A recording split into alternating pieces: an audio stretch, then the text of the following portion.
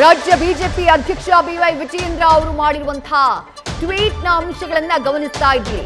ರಾಜೀನಾಮೆಯೊಂದೇ ನಿಮಗೆ ಉಳಿದಿರುವಂತಹ ದಾರಿ ಅಂತ ಹೇಳಿ ಬರ್ಕೊಂಡಿದ್ದಾರೆ ಬಿವೈ ವಿಜಯೇಂದ್ರ. ಕೆಟ್ಟ ಮೇಲ್ ಬುದ್ಧಿ ಬಂತು ಅನ್ನುವಂತಹ ಗಾದೆ ಮಾತು ಸಿಎಂಗೆ ಅನ್ವಯಿಸುತ್ತೆ. ಮುಖ್ಯಮಂತ್ರಿ ಮನೆಯವರು ಅಂದ್ರೆ ಬಿಟ್ಟುಕೊಡ್ಬೇಕಾ?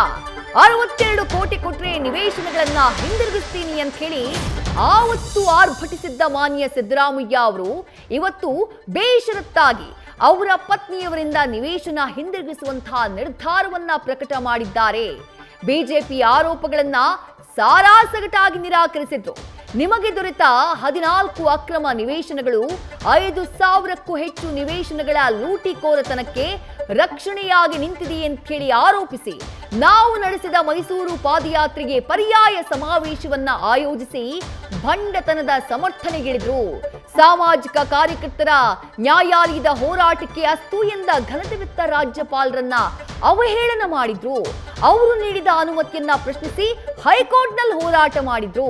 ನ್ಯಾಯಾಲಯದಲ್ಲಿ ಜಯ ದೊರಕದ ಹಿನ್ನೆಲೆಯಲ್ಲಿ ಕಾನೂನು ಕುಣಿಕೆ ಬಿಗಿ ಹೆಚ್ಚಾದ ಹಾಗೆ ಸಿಬಿಐ ಇಡಿ ತನಿಖೆಗಳ ನಿರೀಕ್ಷೆಯಿಂದ ಬೆದರಿದ ಸಿಎಂ ಈಗ ಏಕಾಏಕಿ ನಿವೇಶನಗಳನ್ನ ಹಿಂದಿರುಗಿಸುವ ನಿರ್ಧಾರಕ್ಕೆ ಬಂದಿರೋದು ಅವರು ಕಾನೂನು ಹೋರಾಟಕ್ಕೆ ಮುನ್ನವೇ ಶಸ್ತ್ರ ತ್ಯಜಿಸಿ ಶರಣಾಗತಿಯನ್ನ ಪ್ರಕಟಿಸಿದಂತಾಗಿದೆ ಅಂತ ಹೇಳಿ ಮಾತಿನಲ್ಲೇ ಕುಟುಕಿದ್ದಾರೆ. ಟ್ವೀಟ್ ಮೂಲಕ ಕುಟುಕಿದ್ದಾರೆ ಬಿಜೆಪಿ ರಾಜ್ಯ ಅಧ್ಯಕ್ಷ ಬಿವೈ ವಿಜಯೇಂದ್ರ.